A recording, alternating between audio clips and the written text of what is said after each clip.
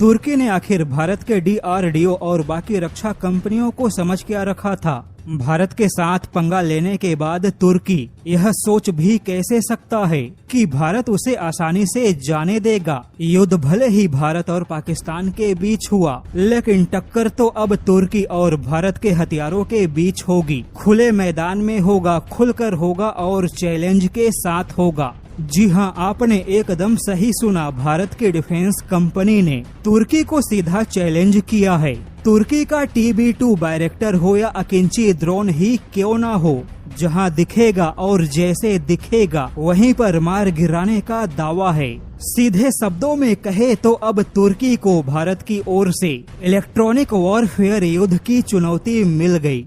तो चलिए जानते हैं कि आखिर यह पूरी खबर है क्या। जैसा कि हमने देखा, रूस हो या यूक्रेन, भारत हो या पाकिस्तान, हर जगह पे ड्रोन हथियारों की चर्चा है। और पिछले ही हफ्ते तुर्की ने अपने ड्रोन हथियारों के लिए टेबर 83 गाइडेंस किट बनाया और फायरिंग रेंज में पहली बार परीक्षण किया। टेबर 83 एक ऐसा गाइडेंस किट है जो कि सामान्य बम को भी मिसाइल जैसा बना देगा। तुर्की ने दावा किया कि इस प्रकार के गाइडेंस किट के बाद में ड्रोन हथियार भी फाइटर जेट जैसे ही किसी भी मिशन को अंजाम दे सकेंगे। लेकिन अब इसी बीच तुर्की को टक्कर देने भारत की डिफेंस कंपनी जेन टेक्नोलॉजी ने बहुत ही धमाकेदार एंट्री मारी। बता दे कि जेन टेक्नोलॉजी भारत की वही कंपनी है जो कि ड्रोन हथियारों के क्षेत्र में, एंटी ड्रोन सिस्टम के क्षेत्र में और लगभग सभी प्रकार के इलेक्ट्रॉनिक वॉरफेयर के क्षेत्र में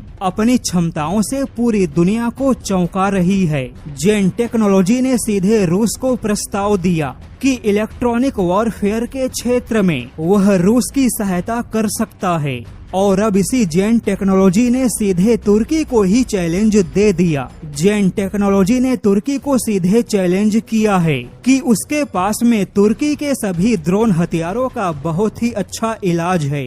आज के समय में जेन टेक्नोलॉजी DRDO के साथ मिलकर बहुत बड़े पैमाने पे भारत के इलेक्ट्रॉनिक वॉरफेयर क्षमता को मजबूत कर रहा है। यह कंपनी सेना के सिमुलेशन युद्ध के लिए डिजिटल सिमुलेशन और ट्रेनिंग सिस्टम बनाती है, जहां पर हमारी सेना, वायुसेना और नौसेना दुश्मन के नकली हथियारों के साथ में नकली अभ्यास करते हैं। वहीं जेन टेक्नोलॉजी के एंटी ड्रोन सिस्टम ने पाकिस्तान के छोड़े गए तुर्की के कई सारे ड्रोन को गिराने में सहायता की। पाकिस्तान के रडार सिस्टम को जाम करने में भी जेन टेक्नोलॉजी के इलेक्ट्रॉनिक वॉरफेयर सिस्टम ने 100% कामयाबी हासिल की। और अब इसी कंपनी ने दावा किया कि भारत के लिए अब तुर्की के ड्रोन को केवल इलेक्ट्रॉनिक वॉरफेयर क्षमता से ही मार गिराना आसान होगा। डिफेंस कंपनी के मुताबिक भारत पहले ही सिमुलेशन नकली युद्ध में तुर्की के ड्रोन को मार गिराने की जो सफलता हासिल की थी, ठीक वैसी ही सफलता भारत को रियल युद्ध में हासिल हुई। और अब तुर्की के लिए बुरी खबर है कि भारत के पास में तुर्की के TB2 और अकिंची जैसे बड़े ड्रोन को भी बिना मिसाइल के केवल इलेक्ट्रॉनिक वॉरफेयर से ही मार गिराने की अच्छी क्षमता मौजूद है।